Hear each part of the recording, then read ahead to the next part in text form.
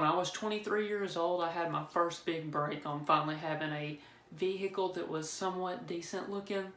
I got a Hyundai Velociter, a Velociraptor. It was a 3-door coupe. It had 16-inch rims on it, twin turbo. I mean, it was just everything I could ask for and more. Now, I don't know if it's just like me personally or if you guys are the same way, but when I get something new, especially a car, I always want to see how fast it goes. Like, does it go 0 to 60? You know, where does it actually cut off at? You know, like my older cars, they either cut off at 99 miles an hour or like 110. My commute to work was, it was around an hour at the time, and it was on the interstate. And I had a good buddy at work. He was all the time, he was so happy. And like, he would tell me jokes. He would be like, man, I've been up for 3 days, you know, and everything just looks funny to me right now. And I'd be like, dude, I feel like I've been up for 3 days too. We were really close, tight friends. And so one day I'm making my way downtown. So one day I'm running a little bit late for work. And I'm going down the interstate, and I'm thinking in my head, you know, how fast, what does this car cut off at?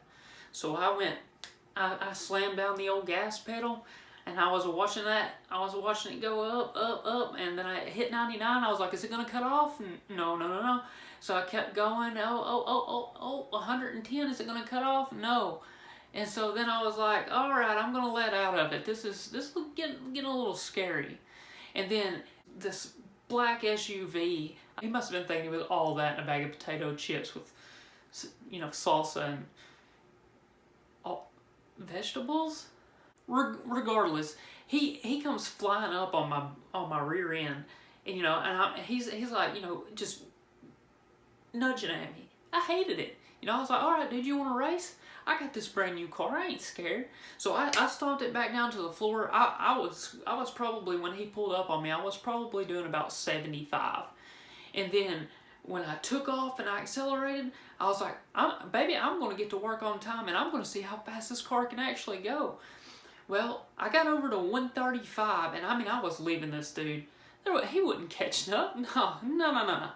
And then it got to 138, and I was like, oh my gosh, dude, this car is amazing. It's never going to cut off. The engine's just going to blow up, and I'm going to die. There was a couple tractor trailers on the right-hand side, and so I had to slow down, and then here he comes. He comes dragging his little butt, and he gets right back on my bumper, and then a little blue light goes off in his dash, and then in my head, I'm like, oh, crap.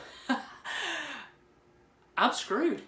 I was always told growing up, you know, never really pull over for the weird cars that don't have like marks on the side of them or anything like that. And I had an awesome cop detector in my car, so I would know if a cop was in a 2-mile radius. So I knew it. I was like, I don't think this is a cop, but I'll pull over anyways, you know.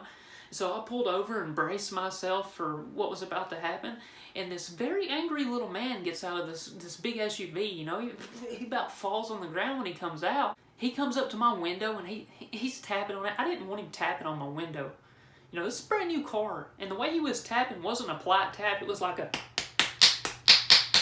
you know, and I didn't appreciate it. But I rolled down my window anyways. And then he shows me his badge, and then my heart I had a heart attack. I fell over in the passenger seat, vomited out my mouth a few times and died. No, but seriously, my heart was just like fluttering, and I was just like, oh my gosh, you know, I'm going to jail. But in the back of my head, I was like, he doesn't know how fast I was going, so there's no way he can write me a ticket, because he never clocked me. So he gets real personal, and he gets down on the front of my window, and he leans over into my car, and he says, do you have any idea how fast you were going? And I said, very confidently, I said, I think I was doing 85. He looked back at me and he said, I think I'm going to call GSP and a K9 unit to get you checked out. So wee-oo, here comes the K9 unit. He pulls up next to my car, and he's got this humongous animal. I guess he's calling it a dog, but it was a miniature horse. And he lets it into my car, and of course there's no drugs in there, and it's pawing and scratching. It ripped a hole in my seat.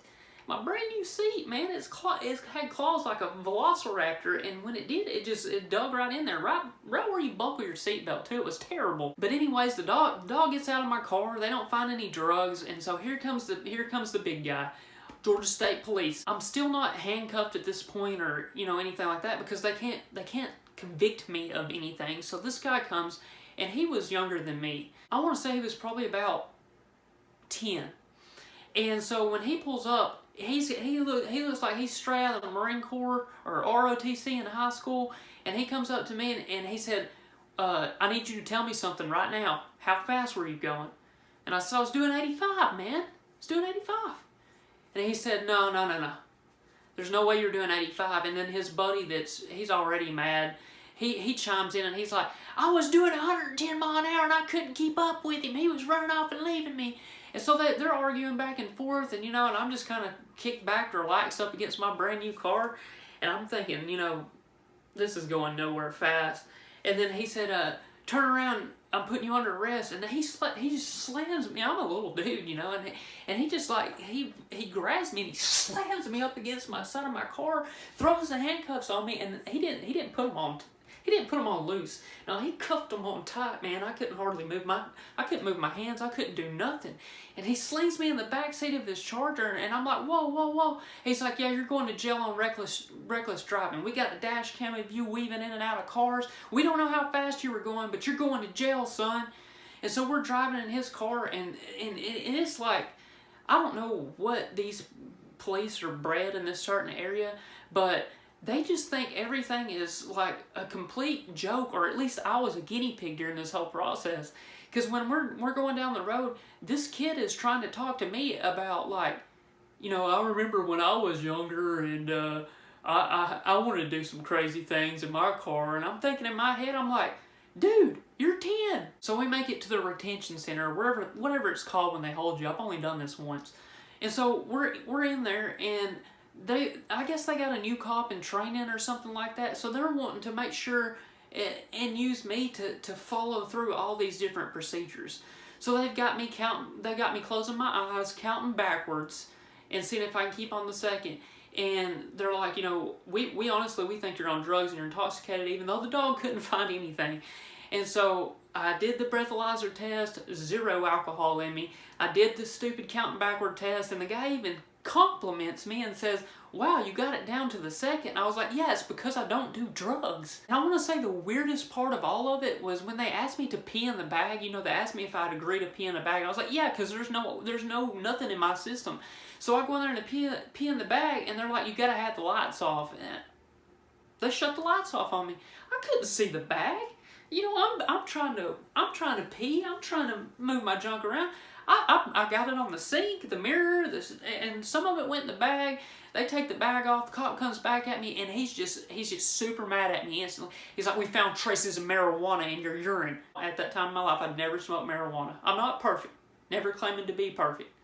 But I'd never smoked any marijuana. So I knew this guy was full of crap. He was just trying to get in my head, and I kept telling him, I was like, no. And he's like, listen, I'm going to make you a deal. And by making you a deal, I mean that we're gonna take everything we can from you and just hide this under the carpet because we don't know we screwed up. So here's the deal the silly guy made with me. He told me if I brought $500 cash within 1 hour, they would clear me completely. I would not have to go to jail. I would not go in the newspaper, and I wouldn't have to get naked, which was the scariest part for me because at the time I looked like Chewbacca, and I did not want to take off any of my clothing and go into a jailhouse. I didn't really want to go in there, period, because quite frankly, I'm terrified of jail. So I call my beautiful wife on the old toll phone over there, and I'm kind of shaking because she can kill me at any time, and I'm terrified of her.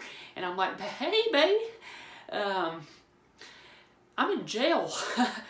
I need $500 cash. Can you come pick me up? After she scolded me and we got through that whole process, she said, I'm in another part of Georgia right now with the girls, and there's no way I can make it there in 1 hour.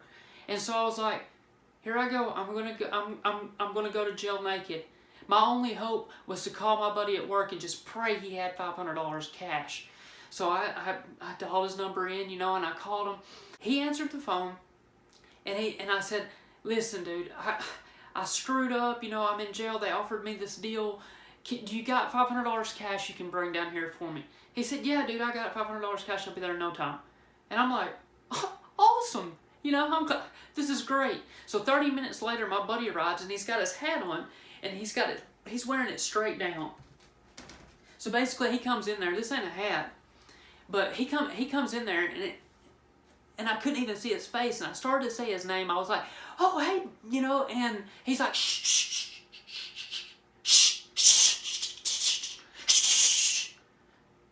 And so I was like, oh, sorry, dude, sorry, you know, and he was just completely hiding his face.